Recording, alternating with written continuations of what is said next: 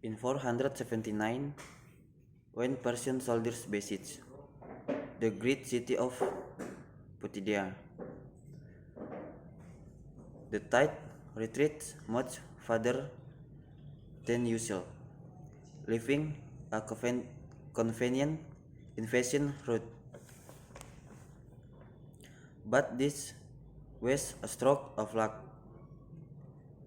Before they had crossed halfway, the water returned in a wave higher than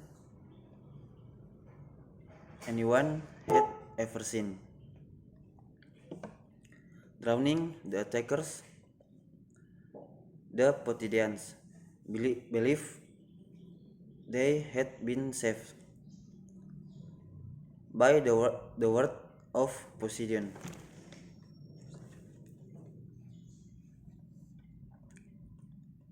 But what really saved them was like the same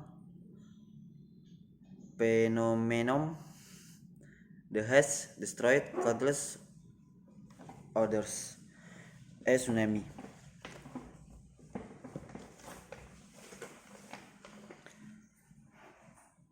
Although tsunamis are commonly known as tidal waves, they actually unrelated to the tidal activity caused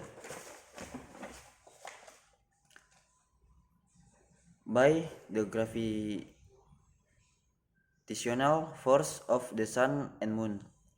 In many ways, tsunamis are just larger version of regular waves.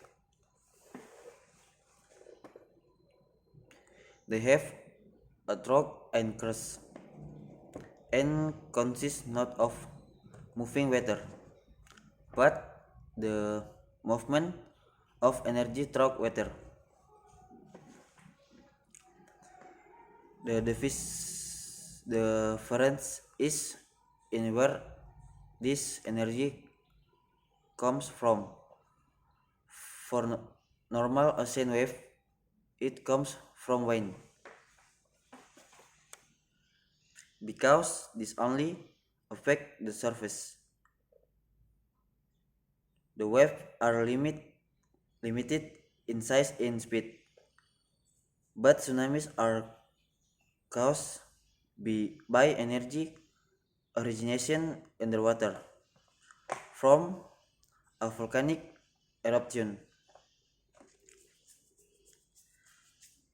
a submarine landslide, or most commonly an earthquake on the ocean floor caused when the tectonic plates of the Earth's surface slip, releasing a massive amount of energy in the water. This energy traveled up to the surface, displacing water and rising in above the normal sea level, but gravity pulls it back down, which make the energy ripple outwards horizontal. Thus, the tsunami inborn, moving at over 500 miles per hour. When it's far from shore, a tsunami can be really detectable. Since it moves through the entry depth of the water, but when it reaches shallow water, something called wave swelling occurs. Because there is less water, the move through. Because there is less water, the move through. This still moves amount of energy compressed. The wave speed slow down. With its height rise to as much as 100 feet.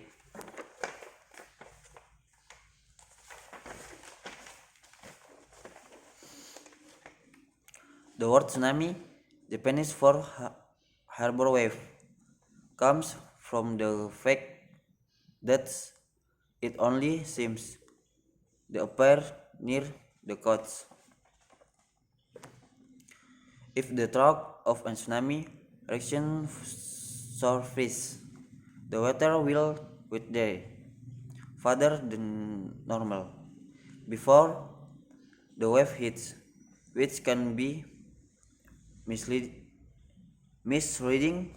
the dangers.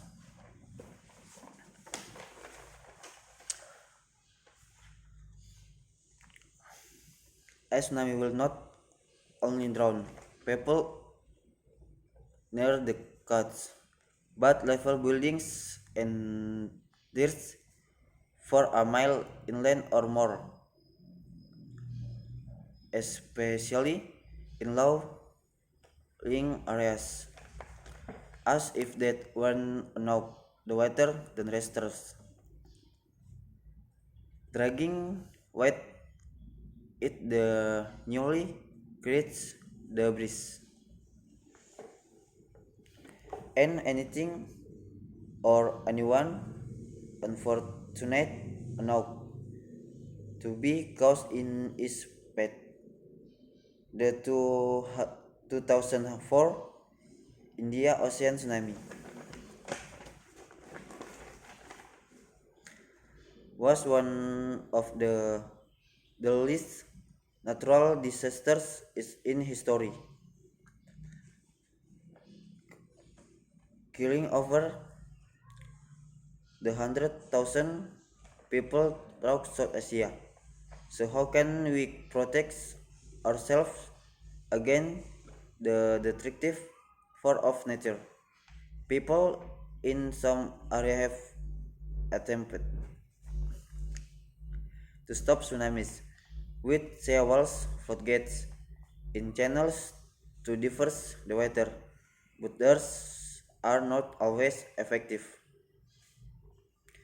In 2011, a tsunami suppressed the world's wall protection Japan's Fukushima power plant, causing a nuclear disaster.